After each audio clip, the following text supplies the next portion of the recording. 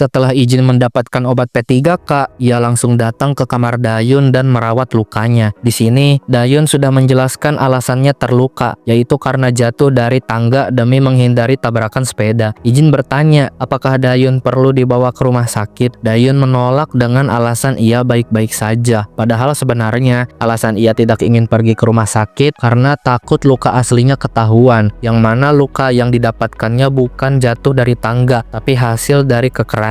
Dayun mengingat kejadian selama waktu dia SMP di ruang kepala sekolah. Di sana, Dayun sudah melaporkan Hejin dengan membawa ladusing. Tapi sekeras apapun Dayun menuntut, Hejin terus menyangkal karena tidak adanya bukti yang bisa memojokkannya. Sehingga kejadian itu berakhir dengan kemenangan Hejin dan tuntutan untuk memanggil orang tuanya Dayun oleh ibunya Hejin. Karena kejadian masa lalu itulah, Dayun tidak ingin pergi dibawa ke rumah sakit. Izin memanggil Dayun, membangunkan ia dari lamunannya. Izin bertanya apakah Dayun baik-baik saja. Ia khawatir dengan kondisi Dayun, tapi untungnya tidak terlalu parah sampai tulang retak segala. Jadinya kondisi Dayun akan membaik dalam beberapa hari. Dayun khawatir jika kakek mengetahui kondisinya, mengingat kakek punya penyakit jantung. Izin yang baru tahu hal itu dari Dayun akan membicarakannya baik-baik dengan kakek. Ia pun beranjak pergi dari kamar Dayun. Sebelum Izin pergi, Dayun memanggil dia dan mengucapkan terima kasih. Izin hanya tersenyum dan meninggalkan kamar Dayun. Tapi di depan pintu kamar Dayun, Izin akan melakukan pembalasan pada mereka yang sudah menyakiti adiknya. Di suatu tempat karaoke yang menjadi tempat markas komplotannya geng Kiso, mereka sedang membicarakan perihal kejadian kemarin tentang kekalahan mereka akibat terbantai oleh Izin. Temannya bertanya, apakah Kiso akan membiarkan hal itu begitu saja? Temannya yang lain juga setuju, dan ada yang mengusulkan untuk mengeroyoknya. Dipikir-pikir, karena tidak bisa membiarkan kejadian kemarin, ia pun setuju untuk melakukan pembalasan besok bersama semua antek-anteknya. Lalu tiba-tiba panggilan telepon masuk dari adiknya. Kiso mengangkatnya, bertanya ada apa, dan menyuruhnya untuk langsung to the point. Hejin memberi laporan kalau dia sudah menghajar Dayun hari ini sebagai peringatan agar tidak seenaknya setelah kejadian kemarin. Mendengar itu, Kiso hanya bisa tertawa dan mengakui kegalauan adeknya. Di sisi lain, pintu karaoke terbuka. Seseorang memasuki markas gengnya Kiso. Saat mereka lihat, rupanya itu Izin yang datang dengan wajah tanpa ekspresi yang menyimpan kemarahan sedang menghampiri meja mereka, membuat mereka siaga. Kiso yang baru saja mau membicarakan balas dendam kepada Izin, belum selesai perkataannya, salah seorang teman Kiso dihantam sampai tumbang. Disusul Botak dan Izin meninju wajahnya. Teman-temannya yang lain mulai semakin marah dan Kiso memerintahkan mereka untuk menyerang Izin secara bersamaan. Belah dua nyerang, tapi ditajong Izin dan tumbang.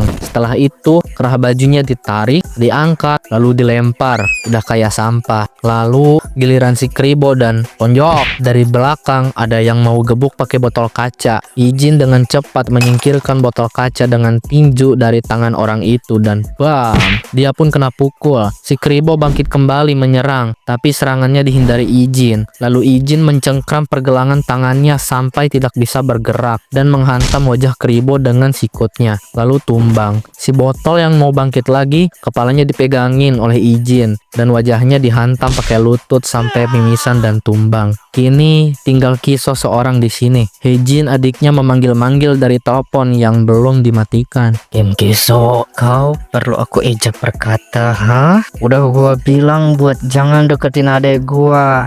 Thanks ya yang udah nonton. Subscribe jangan lupa. Makasih.